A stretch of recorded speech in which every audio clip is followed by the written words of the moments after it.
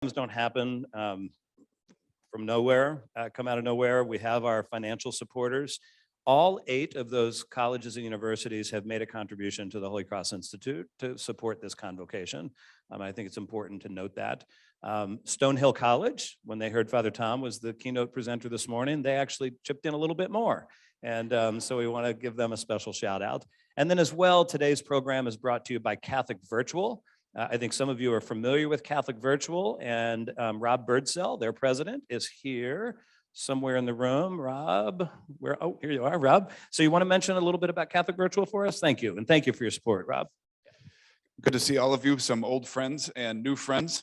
Tell you just a couple quick stories of how we are working with Catholic schools. The first, Trenton Catholic Academy, I met a young woman who wanted to go to the Rochester Institute of Technology, but you have to have taken calculus to apply. Trenton's a smaller Catholic school and they didn't have calc. So in partnership with Catholic Virtual, she took it online. Not only did she get into RIT, but she got a full academic scholarship, the first in Trenton's history. So we are able to work with schools to enhance your curriculum. We can offer coding, Mandarin. We got 200 courses that you could add to your curriculum to make your school a little more enticing. The second story, about 5 years ago, I was at Carmel Catholic in Chicago, and the principal was really upset. And I asked Jason, I said, what's wrong? He said, our salutatorian just got a 2 on her AP exam. I said, your salutatorian? And he goes, yes, and she got an A in the AP course. And he said, I'm done with the AP. I was there 3 years ago, and I said, so how's the AP thing going? And he said, well, we're moving all dual credit, but I can't get teachers qualified to teach dual credit. To teach dual credit, you have to have a master's in the subject area plus 15 postgraduate credits. And so he wanted to move to dual credit, but he didn't have the teachers. So that got me thinking, how can we solve this problem? So in partnership with Marquette University, sorry, it's a Jesuit university here in these halls. I know that's not a good word to say, but in partnership with Marquette, we have created a dual credit program where your schools can offer Marquette dual credit courses with Marquette professors. So we solve for that problem and offer dual credit for Catholic high schools, which is a great differentiator, a great way for kids to save money. Students at Carmel are able, he said that they have about 5 students every year go to college as sophomores because of the dual credit program. The final way is a really interesting one that we hadn't really planned on. But last summer in August, I got a call from a friend of mine, the president of Cristo Rey Sacramento. And he said, Rob, I got a problem. Can you help me solve it? I said, what is it? He said, for 5 months, I have been searching for a chemistry teacher. Do you know how many applications I got? I said, I don't know, 5 or 10. He said, 1. And it wasn't qualified. And he said, we start school next week. So we quickly scrambled. We did a national search, and I did find a chemistry teacher who was able to teach virtually. It was going so well, they didn't even try to search at the midterm. So we've been teaching 5 sections of chemistry virtually. And in talking to the president a few weeks ago, he said 100 times over 100, I'll take a qualified online teacher versus an unqualified in-person teacher. So we have been teaching 64 courses around the country at different schools where they can't find teachers. So instead of giving you a boring 2-minute commercial, I thought I'd tell you a few stories of how we're working with schools around the country. I will be here for most of the day. Would love to talk to you if you have interest, and just great to see so many people. Thank you for your work. As Marco was saying, you guys are doing the work in the trenches. We get to do it via Zoom. It's a little easier for us working from home, but you guys are in the schools doing the hard work. So thank you for what you're doing. Thank you for the invitation to be here today. Thank you, Rob. Thank you. Thank you, Rob. Been a tremendous friend and partner. So thank you, Rob. Okay, so without further ado, our first speaker of the weekend. In your programs, you'll see very brief bios, and we did that intentionally because if you could see the CVs and the bios on all of these speakers, it could go on for minutes and minutes and minutes. But our first speaker is really no stranger to so many of us. Having served as the Provincial Superior of the U.S. Province, Professor and President of King's College, a Trustee at St. Edward's University, and through his work and ministry with the International Holy Cross community, Father Tom O'Hara brings what he has learned from those experiences, as well as his recent return to the classroom, and as an academic advisor at King's, in his talk today, The Call to be Missionaries of Holy Cross. So please help me welcome Father Tom O'Hara.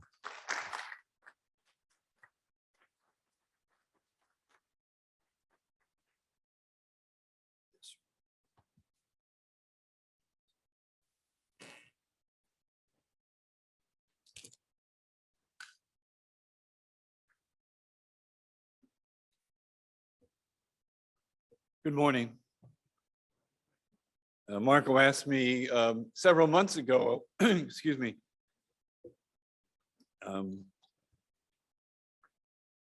if I could be a keynote speaker to give a little pep about the Holy Cross tradition in education. And I agreed. Quite frankly, after listening to these wonderful presentations that we've had thus far, there's almost no need for a keynote presentation. We've had some really encouraging, wonderful words spoken.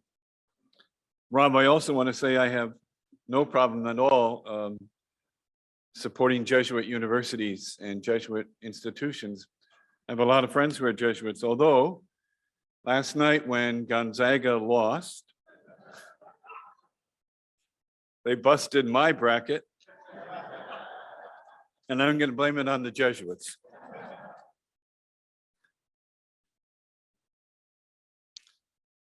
It's also a little intimidating to speak with a photo up there. So it's a little overbearing, but hope you can stay with me in the words I want to present. For this year, the Holy Cross Institute has been challenging us to look upon our work as Holy Cross educators by reflecting on Moreau's challenge to prepare our students to be solid citizens of the world, and similarly prepare them, in his words, to become citizens of heaven. That's a noble task indeed, and a task that in many ways sets us apart from any other assembled group of educators who might be meeting in this academic year. In a world of increasing polarization, of decreasing civility, of educational objectives that are sometimes obsessively met solely by quantitative standards, and of an educational world that sometimes values the development of the mind at the expense of cultivating the heart, we are assembled as women and men who proudly proclaim the mission of Basil Moreau, the mission of Holy Cross education. As I begin this reflection, I have an upfront admission. I have a clear bias. I love Holy Cross. My undergraduate education was at a Holy Cross institution, King's College in Pennsylvania. I professed my first vows in Holy Cross in the mid-1970s. I received my seminary training at another Holy Cross institution, the University of Notre Dame. I interrupted my studies at Notre Dame to work with Holy Cross religious in Bangladesh. After attaining my doctorate in political science at a non-C.S.C. school, the American University in Washington, I returned to the C.S.C. fold to teach political science at King's. I interrupted that teaching assignment to teach Holy Cross for 2 years in Uganda, East Africa, only to return to King's and asked to serve as president. After 11 years as president, I was elected Provincial Superior of the United States province of Holy Cross. And at the conclusion of that term, I returned once again to King's, where I now serve as academic advisor to student athletes. I love that position. It's pastoral work as much as it is academic work. And I also teach within the political science department. And so I have known Holy Cross as a student, a professor, provincial, president. I am who I am in large part due to Holy Cross, and because of that, it really is an honor. I mean that, an honor to be here with all of you upon whom Holy Cross has made its mark. Allow me to say up front, and this is very important, I'm not going to give you a scholarly treatise on Holy Cross education or Holy Cross mission. Rather, my talk is going to be much more experientially based, a reflection on living the mission for over 50 years and in different parts of the world. And so the question I will put before all of us is, How do we as Holy Cross educators fulfill our mission? How does Holy Cross remain faithful to the mission that Moreau proclaimed? In effect, how do we serve as promoters of that mission, as missionaries of Holy Cross? We too often think of missionaries as vowed religious or laypersons who travel to a foreign country to proclaim a faith. But Jesus, when he sent out his first disciples, asked them to baptize, and then he used the word teach. He says, teach them to obey all that I have told you. So to be a missionary in the eyes of Jesus is to be a teacher. And Pope Francis, when speaking and proclaiming a mission, notes that the sine qua non of teaching is to have meaningful encounters. He states, quote, let us remember that the mission is not proselytizing. The mission is based on an encounter. And in the words of Moreau, these encounters are part of an education that, quote, is the art of helping young people come to completeness. Thus, for us to proclaim the mission of Holy Cross is personal. It signifies an encounter. There's nothing theoretical about living the Holy Cross mission. It is personal. It's encountering the other individual. And it means we invest ourselves in others so that we too may be enlightened by this Holy Cross mission. In that way, we are missionaries of Holy Cross, for Holy Cross and of Holy Cross. That's quite a challenge. But let me now explore how it might play out, both historically and in our time. In my presentation, I'm going to isolate 5 aspects of the Holy Cross mission, which we have inherited, and we are asked to now promote and proclaim. At times in my talk, I'm going to speak about Holy Cross as I actually see it now. At other times, I will speak of Holy Cross aspirationally, how Holy Cross is on its best days. First, historically. Basil Moreau, as we all know, had lived in a time when the church was castigated. The church was under suspicion, and the church was valued by little within society. Sound familiar? In that regard, the climate in which we live would not be so foreign to Moreau. He could, like many in his time and in our time, succumb to the currents of the day and kept his faith to himself and have little contact with others who still believed. He could have concentrated on his own spiritual life and ignored those who were yearning for an encounter that might help them believe and act ever more confidently. But Moreau was bold. He was determined. Even in a time of suspicion, he actively sought personal encounters to proclaim his mission of educating minds, cultivating hearts, for he knew that you could not educate minds or cultivate hearts without personal encounters. And he knew this could not be done alone, but with the help of like-minded people. When he turned to his friend, Father Jacques Dujarier, he enlisted the help of the brothers of St. Joseph, who were 15 years were already living a mission of teaching, already encountering many in rural parishes and schools. After bringing the brothers of St. Joseph together with his auxiliary priest, the Congregation of Holy Cross was born. This new congregation was and is historically indebted to the already existing brothers of St. Joseph. The church in France was struggling, Clearly, Moreau could have directed the members of his fledgling congregation to attend to the homeland completely and solely. But from the very beginning, Moreau responded to the needs of the church beyond the borders of France. Moreau was never one to play it safe, and when he was asked if he could send religious to the French territories of Algeria and Guadeloupe, he agreed. Establish orphanages in Rome and Poland? Yes, they'll learn the language. Send brothers and priests across the ocean to the New World of Canada and the United States? Sure, they'll learn the language. And where so many other religious communities were reluctant to go because of the harsh climate, where the language was so very difficult, where so few Christians lived, to Bengal, present-day Bangladesh? Of course.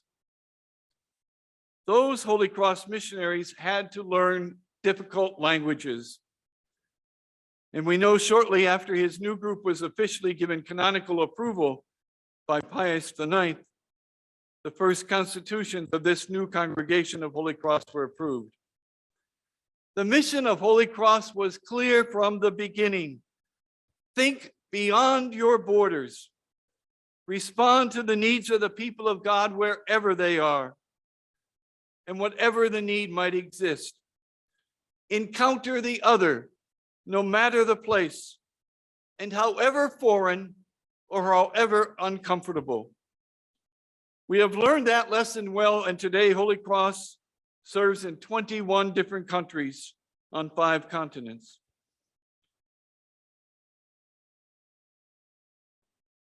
Excuse me. So what challenge does that pose for us as Holy Cross educators? Men and women who proclaim the mission of Holy Cross. Men and women who say we are missionaries of Holy Cross. The challenge is clear. In an increasing world of nationalism, of protectionism, of isolationism, of closing borders to immigrants, we need to think internationally beyond our borders. That means we accept the international mission of Holy Cross as a central tenet of what it is to teach in the Holy Cross tradition. Our students need to be challenged to think beyond their own national borders. We should work hard to incorporate the international mission of Holy Cross in our curricula. We ought to seek relationships with Holy Cross institutions beyond every border. We ought to be unafraid to counter cultural biases on questions of immigrations by seeking rational, not knee-jerk emotional responses to the challenge of immigration. We ought to establish international exchange programs for students and professors among our schools. We need to be as creative and as bold as Moreau in even finding ways to support Holy Cross institutions that are located in poorer areas. We need to serve the marginalized wherever they might be. In that case, we live up to Moreau's dictum that if we have preference for any in our educational mission, it ought to be for the poor. These are but some of the ways we can proclaim Moreau's vision a century and a half after he implemented it. He was presumed to be too ambitious. Similarly, we ought to be ambitious. We ought to move beyond whatever constraints, whether they be institutional constraints or our own personal hesitations. Nothing should prohibit us to living fully the international mission of Holy Cross. For great things can happen when we act together. To close this section, let me show a short video that demonstrates how far Holy Cross has come in one of our earliest positions beyond Le Mans, that of the mission in Bengal. Bangladesh is an overwhelmingly Muslim country, less than 1% Roman Catholic, but never stopped Holy Cross from attending to the needs of all who reside in that country. When I taught there in the mid-70s as a seminarian, It was right after the War of Liberation from Pakistan. I taught at Notre Dame College, a school of Holy Cross brothers and priests, which was renowned as one of the premier senior secondary schools in that country. Similarly, on the other side of Dhaka, Holy Cross College is one of the finest schools in Bangladesh for young women, a school operated by the Sisters of the Holy Cross. And in Dhaka, the Brothers of Holy Cross run two of the finest high schools in the city and a famous trade school, as well as operating excellent schools in other parts of the country. The vast majority of students at all of these institutions are Muslim, and Holy Cross at all these schools provides an education of the mind and the heart. As the colleges and high schools in Bangladesh have been incredibly successful, Holy Cross is now founding a new university, NDUB, Notre Dame University, Bangladesh. I was deeply privileged to give the commencement speech at their first graduation 2 years ago. Frankly, I was nearly in tears when I looked out at the assembled crowd of these graduates and their extremely proud families, witnessed the pageantry of the ceremony, the dancing and singing. And indeed, the Minister of Education for the government of Bangladesh, herself a Holy Cross graduate, was present to honor this major achievement of Holy Cross in education. How could Moreau ever have envisioned, when he first sent a few Holy Cross missionaries to Bangladesh, the prominence of Holy Cross has risen in that Muslim country?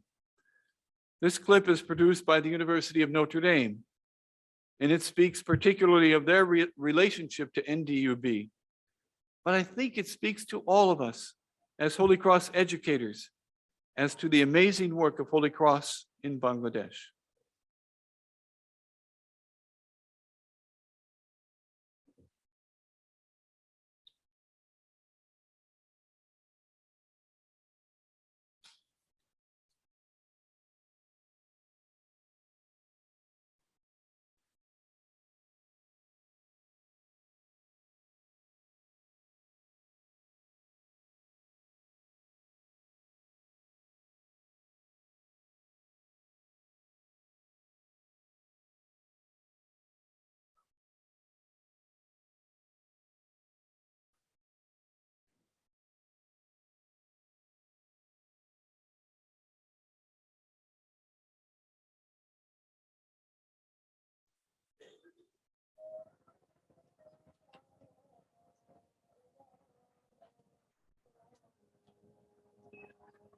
Holy Cross founded both Holy Cross College for women and Notre Dame College for men to educate the youth.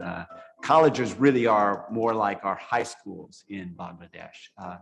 So now at this stage, having a wonderful reputation for excellence in education, at this stage, Holy Cross and the church in Bangladesh are undertaking an initiative to found a university, Notre Dame University of Bangladesh. Notre Dame University Bangladesh was founded on the shoulders of Notre Dame College, which is on the other side of the playing field here. We share one campus. Notre Dame College is the elite college program in the country.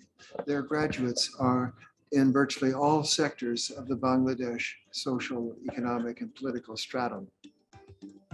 In Bangladesh, you know, we educate Catholics for sure, Christians for sure, but many Muslims too. The student body is Muslim, Hindu, Buddhist, Christian, but overwhelmingly Muslim. And just having a sense of saying there's a harmony that works here. There's a kind of family spirit. Notre Dame University Bangladesh has tremendous potential and opportunity for the higher education landscape in Dhaka and also for our own partnership. It's a wonderful place that we have, again, another anchor, we at Notre Dame South Bend, in this very important part of the world that has been overlooked, but is the center of so many challenges globally. When they heard that Congregation of Holy Cross has decided to begin a university, people were glad. So people were generous because they want a university which will be good for the country, good for the formation of our young people. And we hope that our collaboration with the Notre Dame University in Indiana will help this institution to be really a model one for the nation. Notre Dame University students will be, I think, one of the best citizens of our Bangladesh. We want to make different kind of people here, that you have the values in the heart also, not only that you know by head, but also you're different kind of person. We have an ambitious future for ourselves. We envision the Notre Dame of, the next generation as being one of the leading universities in Bangladesh. Now that's a tall order. There's several good universities here, but we're going to match them.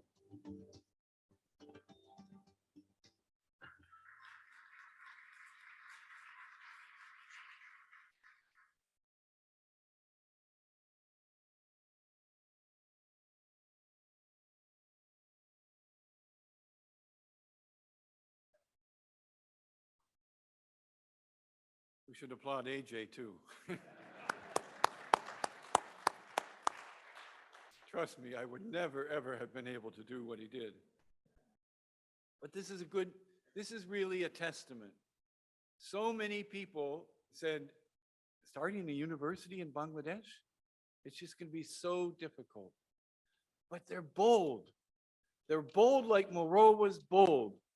We can do it because we believe in our mission. And in fact, when Pope Francis visited Bangladesh just a few years ago, of all the places he could visit in Bangladesh, he made sure he traveled to that very site, Holy Cross Education in Dhaka. Secondly, the Holy Cross mission is not just about spanning geographic borders. As the Constitution for the Brothers and Priests of Holy Cross state in Constitution 2, our mission sends us across borders of every sort. We know this. Often we must make ourselves at home among more than one people or culture, reminding us that the farther we go in giving, the more we stand to receive. Our broader experience allows both the appreciation and the critique of every culture, and the disclosure that no culture of this world can be our abiding home. End quote. There are a couple of key points in this great statement of Holy Cross mission. First, we do cross borders of every sort, but they're not only geographic borders. Secondly, we cross these borders, and the more we give, the more we receive. And finally, we are called to appreciate and critique every culture, including our own, knowing that no one culture of this world can be our abiding home. That's our mission. That is our mission, to be able to critique every culture, including our own. We're loyal. We're loyal Americans. We're loyal Ugandans. We're loyal Mexicans, whatever country we belong to. We pledge our loyalty to our homelands. It does not stop us as Holy Cross from the ability to critique our cultures. In my experience, one very clear example of living out cross-cultural aspect of Holy Cross was when I lived with the Holy Cross community in Uganda. Uganda obviously is a single country, but it is comprised of at least 30 different cultures, 30 different tribes. I taught young Holy Cross religious from at least 10 different tribes from Uganda, Kenya, and Tanzania. These young religious represented different customs, different cultures, different ways of looking at the world, and different languages. But they all came together as one Holy Cross. All of these young men learned English as a unifying language. But I'll tell you, all of these young men spoke at least 3 or 4 tribal languages in addition to English. It's absolutely critical, if an individual hopes to understand a culture, other than their own, they need to learn the language of that culture. These young Africans were so far advanced in that concept of linguistic competency, especially when compared to the United States culture, where the majority of us are mostly linguistically illiterate, speaking only English, most of us. This learning of other language helped mitigate against factions, divisions, or tribalisms which can destroy. But as the world knows all too well, it's never easy to move beyond tribal prejudices, and the consequences I saw firsthand in Rwanda can be devastating. It was one of the worst moments of my life as a Holy Cross religious. It occurred when I and several other Holy Cross religious had to travel to neighboring Rwanda immediately after the Rwandan genocide of 1994. Rwanda was overcome by tribal divisions, where two main tribes, the Tutsi and the Hutu, renewed century-old hostilities in that year, and it led to the brutal massacre of nearly 1 million Tutsi. At our Holy Cross novitiate, we had about a dozen men studying to be Holy Cross religious. Nearly half were Hutu, nearly half were Tutsi.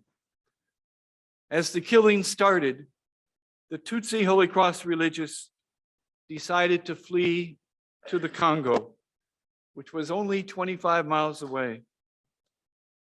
They didn't make it. All were killed. Tribalism overcame Holy Cross unity. And I and the other Holy Cross religious from Uganda traveled to see if we could locate bodies or remains or remnants of these massacred Holy Cross young religious. We found nothing that could lead us to their identity. But sadly, we saw too many bloodied clothes and decaying corpses in open fields on the way to the Congo. Tribalism, division, and hatred reared its ugly head, and visiting the site of the death of those young Holy Cross religious was the saddest day, the saddest time of my life in Holy Cross. So what are our challenges in that regard? We in the United States are not facing tribalism, which leads to genocide. But we are facing increasing polarization in our society.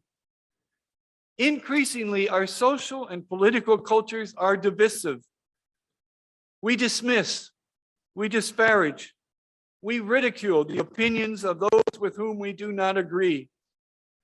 We literally divide ourselves into camps based on political ideologies, and we too often see the other camp as the enemy. Civility has broken down so much, in my mind, we're getting used to seeing vile language on signs, bumper stickers, and flags that show contempt for those with whom we disagree. We get our news from disparate sources that just support our own thinking, our own biases, and reinforce our hostility and contempt for the other side. We have seen violence from the left and from the right on our streets, in our cities, and even violent attacks at the nation's capital. What then do we do as proclaimers of a Holy Cross mission to work against such tribalism, such division? The answer, it seems to me, is at both the macro and micro levels. At the macro level, as missionaries of Holy Cross, we ought to know the story of Rwanda and the evil that took the lives of these young Holy Cross religious. Our students should be aware of that genocide that killed these young men not much older than they are. And they should be aware of the excessive evils of tribalism. Our students ought to be challenged to study and learn from the evil of the Holocaust and the evil of all genocides, such as that occurred in Rwanda. We say never again, but it happens again and again in Myanmar and now in the Ukraine. As missionaries of Holy Cross who are unafraid to critique any given culture, let's live that practice in our schools. We ought not to be afraid to have rational discussions on the critical issues of the day without resorting to what's so prominent in our society, dismissing the other ideas. Let's not be afraid to apply the gospel to the social and political issues of our day. On the micro level, we always need to stress our unity as we pursue our Holy Cross mission within our institutions. Too many educational institutions are plagued by internal silos, competing these silos against each other. We ought not to see the interest of the administration in a presumed and expected conflict with the interest of the faculty, as it is the case in so many educational institutions. Nor should we ever fall prey to a preference for students who come from intact families, wealthy families, as opposed to those who come from less advantageous families. Nor can we accept any mentality amongst our students or members of our school communities who disparage those on the margins, either by income, race, religion, language, or sexual identity. We're united in Holy Cross. We cannot allow those divisions. We cannot promote those divisions in our schools. It destroys our common mission. Thirdly, the mission of Holy Cross also proclaims the ability of clerical and consecrated lay religious to work together for the common mission.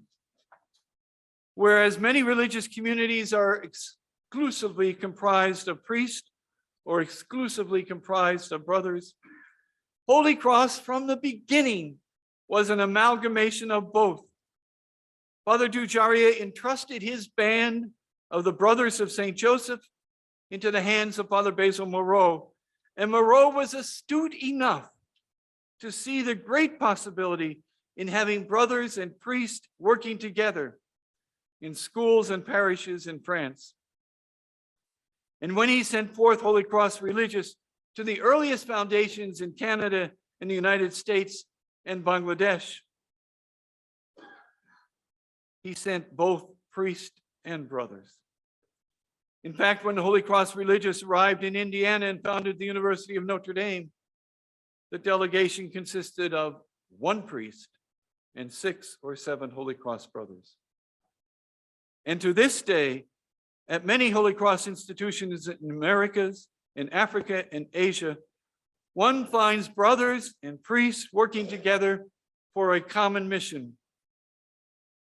Again, my own personal example of that was in Uganda, where I lived in a formation house with 2 Holy Cross brothers, one of whom was the local superior.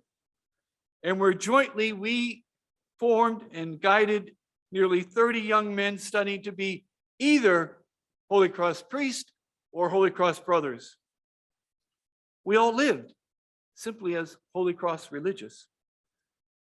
It was also most obvious in Uganda that Holy Cross mission was of the sisters, the brothers, and priests working together. In my mind, the unity of ministries is an important statement of what it means to be Holy Cross. And it's a very important recognition of the role of the non-ordained within our institutions, indeed within the Catholic Church. It's therefore important that the ministry of Holy Cross is carried out not just by Holy Cross religious, but by committed laypersons who believe in the mission. Where at one time presidents, principals of Holy Cross institutions, and faculty were mostly Holy Cross religious, now that role is increasingly being fulfilled by lay individuals It's clear there are many examples of our institution that are administered by lay individuals, and the mission of Holy Cross is as strong, and in some cases stronger, than it was under professed Holy Cross religious. This Holy Cross Institute at St. Edward's is very critical in that regard. The overwhelming percentage of us here are lay, non-ordained, non-religious, professed. And in many ways, it is you who keep this institute thriving. You keep this institute as the central mission of Holy Cross education. This Holy Cross Institute at St. Edward's University is critical for the mission of Holy Cross. It is here that we encounter each other. It is here we learn from each other. It's here that we deepen our awareness of and dedication to the mission of Holy Cross. And it is no accident, indeed, I think a blessing, that the executive director is a layperson. Dr. Clark's leadership says much about his own abilities, but let me submit, it also says much about Holy Cross. At a time when so many Catholic institutions are turning to lay leadership out of sheer necessity, we can proclaim such non-ordained leadership is simply part of our tradition from the very beginning. We, the missionaries of Holy Cross, can use this institute to grow in our dedication to our tradition that we have inherited. Let me conversely say on this point, just a little addendum. Excuse me. I think the dry air and the planes coming down got to me. My voice sometimes struggles. But let me say, during my term as provincial, I became aware of a growing movement on the part of a number of young Holy Cross seminarians and Holy Cross brothers, future finally professed Holy Cross religious, of a new desire to be involved in secondary as opposed to higher education. This is just a supposition on my part, but if that trend continues, we may see a small and new infusion of Holy Cross religious back into our Holy Cross secondary schools.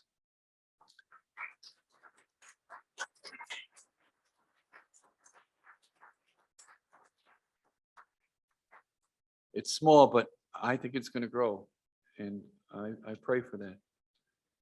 In any event, the challenge that lies before us is to truly seek the work of attending to the Holy Cross mission as the work of all of us, professed religious, priests, sisters, brothers, lay women and laymen, young and old.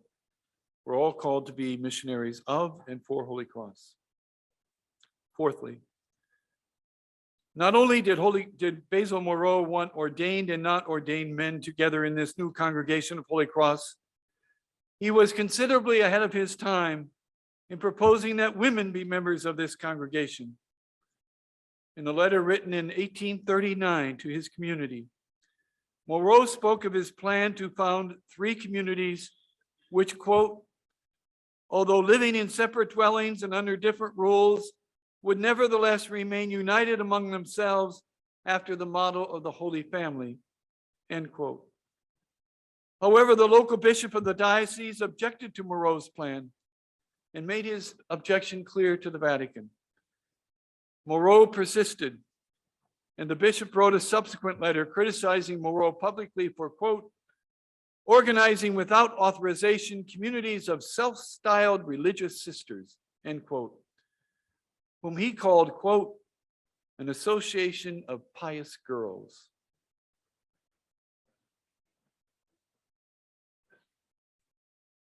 End quote.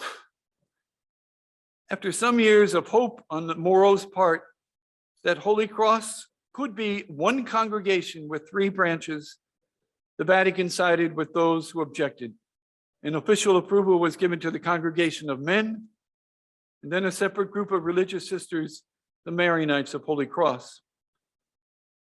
We inherited a wonderful tradition of affording women an important role within our institution.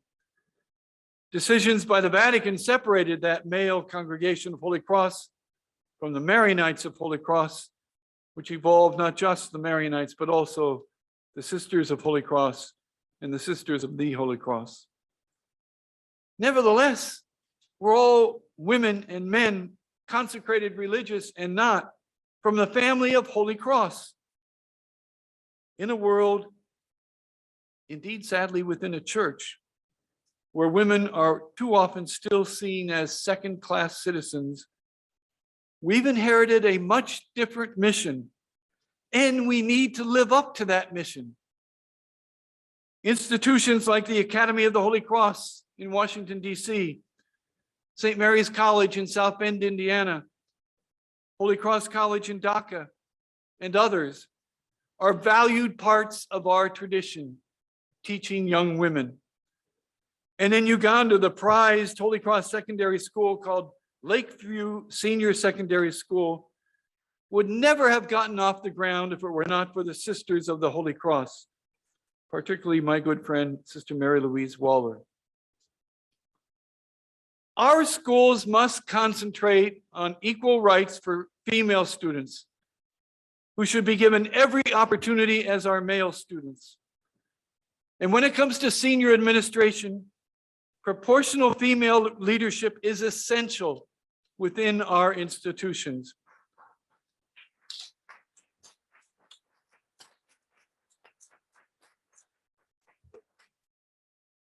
We have one right here. Our curricula needs to boldly investigate societal institutions and attitudes that lead to abusive treatment of women. We need to honor the incredibly important role of women in the development of our institutions.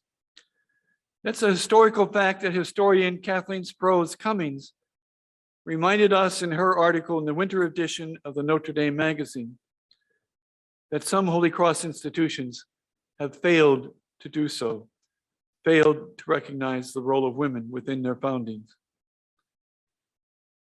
My sisters and brothers, we have inherited the Holy Cross mission, and we have a special responsibility to argue for the essential role of women in our schools, in our countries, and in our church.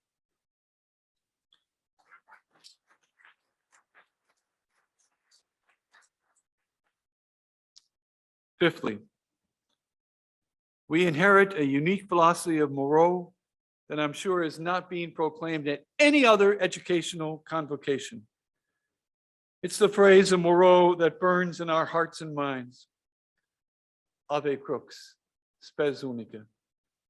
Hail the cross, our only hope. The cross is seen as suffering, and in most of our societies, an evil that should be mitigated, because no good can come from it. In our society, we're too often prompted to look upon suffering as the beginning of the end. But for Moreau, the cross, ironically, even as suffering, provided new hope and new life. Moreau believed deeply in the resurrection, that where others saw only the end, he saw new possibilities. Failure in Algiers didn't stop his fledgling community. Lack of success in Poland did not deter him. Even his most difficult relationship with Father Soren did not overcome him. And even sadly, at the end of his life, when he was alienated from his own male colleagues, brothers and priests, he was led to his new and resurrected life in the company of Holy Cross sisters. For me, a Holy Cross person who best personified this spirit was my deceased friend and now Bishop Moses Costa of Bangladesh. We were friends from seminary days. I admired his ability to meet each apparently insurmountable challenge in his life with unbridled optimism and determination that Moreau would admire. It was most apparent in the latter days of his life, as the world witnessed the unspeakable horror of the dissemination and near genocide of the Rohingya tribe in Myanmar, a Muslim people in a predominantly Buddhist country. As Rohingya villages were burned to the ground by the army and thousands were dying without homes or food, they fled into neighboring Bangladesh. The world community stayed mostly silent. Moses, Bishop Moses, and others, including a Holy Cross Cardinal in Dhaka, Cardinal Patrick de Rosario, Holy Cross, refused to see this suffering as the end. They never gave up hope in tackling what seemed to be, to the world, an insurmountable problem. The refugees fled into Moses' diocese, and this good Christian man worked with international agencies and Cardinal de Rosario to meet the needs of the Muslim refugees and to provide them with a chance at life when hope was diminishing. Ave Crux, Spes Unica. Sadly, this great man was taken from us just last year from COVID, but he's now experiencing his new resurrected life. This is an important lesson for all of us. We are Holy Cross, and we believe in resurrection and the new life. We are not deterred by what others call insurmountable challenges. We may not be facing genocide that Bishop Moses did, but we're facing challenges for sure. Indeed, education in this country faces enormous challenges. The pandemic, changing demographics, which hurt certain parts of this country in enrollment, loss of Catholic feeder schools, elementary Catholic schools closing, less prepared students because of the inefficiencies of online education for multiple years, fewer Catholic families opting to send their sons or daughters to Catholic schools, rising educational costs. These are all challenges. We all face them. We need to be smart. We need to be bold. But we also never lose hope, for we know that new life, new hope comes whenever we face the cross straight ahead. Ave Crux, Spes Unica. So, my colleagues, my sisters and brothers, we've inherited a great tradition. And what lies before us are the challenges I enumerated. We need to keep the tradition strong, to proclaim the mission of Holy Cross, to be the missionaries for Holy Cross. In some ways, it is a daunting task, and perhaps currently an intimidating task. And perhaps we may be inclined to move back and just teach passively without the real encounter that Pope Francis speaks, or of true dedication to our students that Moreau preaches. But however overwhelming the odds, we're reminded by Moreau one last but most important point.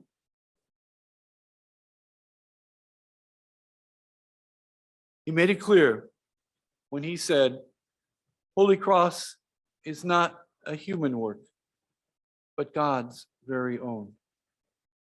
To receive that strength, we need to be in conversation with God. As Moreau stated in another letter, without prayer and the time for silence, we grow negligent in the service of God.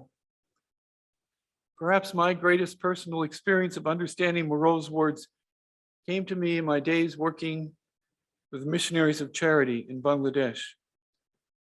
While I lived and worked with the Holy Cross community and taught at Notre Dame College, each day I'd also worked with the Missionaries of Charity, the community of the late Mother Teresa.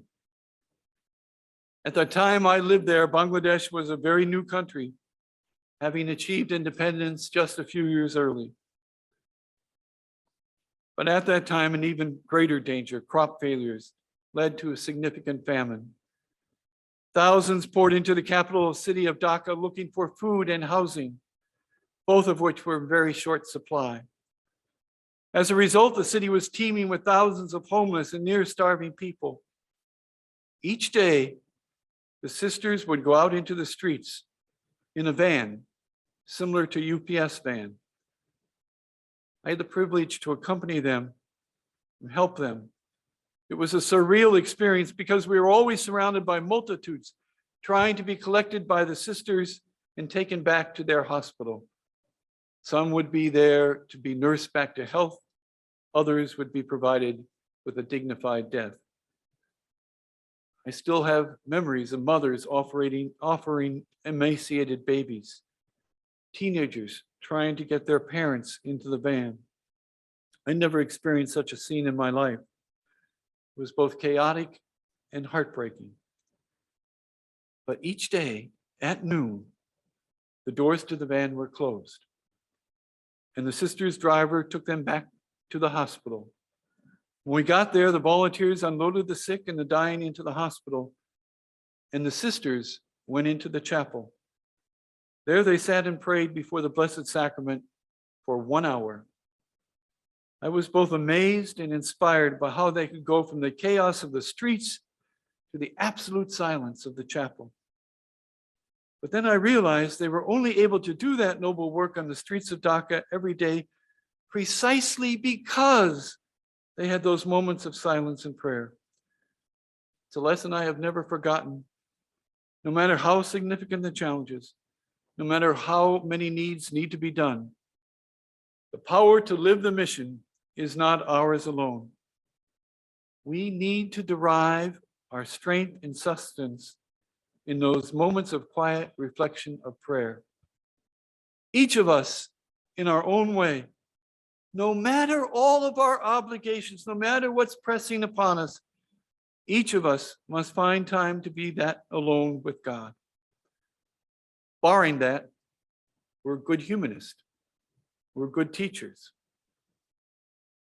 But with it, the awareness of which Moreau spoke, and the work of Holy Cross that is truly God's work, and with the time devoted to conversation with that God, then we truly are teachers of the mission of Holy Cross.